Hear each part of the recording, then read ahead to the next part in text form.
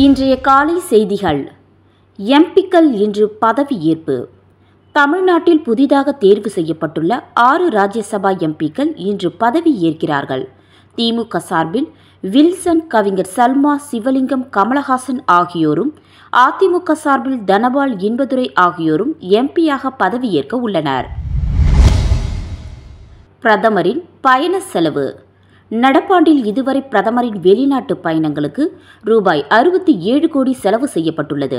2021 முதல் 2024 வரையிலான காலகட்டத்தில் ரூபாய் 295 கோடி செலவிடப்பட்டுள்ளதாக மத்திய அரசு தெரிவித்துள்ளது. ராகுல் காந்தி குற்றச்சாட்டு. கர்நாடகாவில் தேர்தல் முறையில் முறைகேடு நடந்ததற்கு 100% ஆதாரம் உள்ளது. தேர்தல் கமிஷனை தப்ப விட மாட்டோம் என காங்கிரஸ் தலைவர் ராகுல் காந்தி தெரிவித்துள்ளார். ஜனாதிபதி ஆட்சி நீட்டிப்பு. மணிப்பூரில் ஜனாதிபதி ஆட்சி மேலும் நீட்டிக்கப்பட்டுள்ளது. 6 மாதங்களுக்கு ஜனாதிபதி ஆட்சியை நீட்டிக்கும் தீர்மானத்தை இன்று பார்லிமெண்டில் தாக்கல் செய்ய உள்ளார் மத்திய உள்துறை அமைச்சர் அமித்ஷா. இபிஎஸ் மீது உதயநிதி விமர்சனம். எடப்பாடி பழனிசாமி கட்டுப்பாட்டில் அதிமுக இல்லை. முக்காடு போடாத குறையாக சென்று பாஜகவுடன் பழனிசாமி கூட்டணி வைத்திருப்பதாக தமிழக துணை முதல்வர் உதயநிதி ஸ்டாலின் விமர்சனம் செய்துள்ளார்.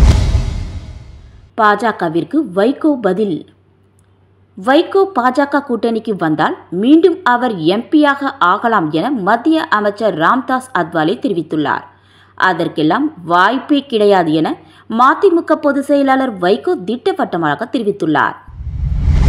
2 நாளில் முதல்வர் டிஸ்சார்ஜ். தமிழக முதல்வர் மு.க. ஸ்டாலினுக்கு மேற்கொள்ளப்பட்ட ஆஞ்சியோகிராம் சோதனை இயல்பாக இருந்தது. 2 நாட்களில் வழக்கமான பணிகளை மேற்கொள்வார் என அப்போலோ மருத்துவமனை அறிக்கையில் தெரிவிக்கப்பட்டுள்ளது. ஓபிஎஸ் கடிதம். நாளை தமிழகம் வரும் பிரதமர் மோடியை சந்திக்க அனுமதி கோரி ஓ. பன்னீர்செல்வம் பிரதமர் மோடிக்கு கடிதம் எழுதியுள்ளார். தூத்துக்குடியில் வரவேற்கவும் வழி அனுப்பவும் அனுமதிக்கவும் அவர் கோரிக்கை விடுத்துள்ளார்.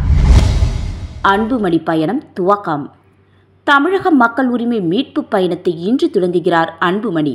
நடைப்பயணத்திற்கு பாமக நிறுவனர் ராமதாஸ் தடை கோரிய நிலையில் திட்டமிட்டபடி தனது நடைப்பயணத்தை துவங்க உள்ளார் அன்புமணி.